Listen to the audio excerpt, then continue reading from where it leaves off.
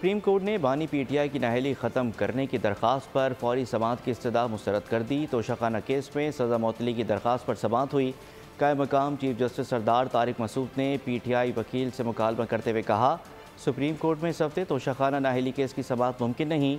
कायम मकाम chief justice का कहना था कि कम अज़ कम 3 रुकनी बेंच ये केस सुनना चाहिए।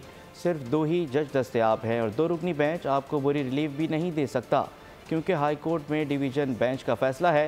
जस्टिस अतहर मिनल्लाह ने कहा कि नाअहली से मुतालिक फ़ैसला मुअत्तल होने से सज़ा मुअत्तल नहीं होती। ऐसी कोई अदालती नज़ीर नहीं है। बानी पीटीआई के वकील शहबाज खोसा बोले कि अदालती नज़ीरें मौजूद हैं। जावेद हाशमी के ख़िलाफ़ फ़ैसले के साथ सज़ा भी ख़त्म की गई, जिस पर जस्टिस सरदार तारिक ने कहा कि क्या पता कि ये केस अहम नुकात पर हुआ हो और उसकी समाअत 5 रुकनी बेंच करे। अगले हफ्ते चीफ जस्टिस काजी फायज़ ईसा भी आ जाएंगे।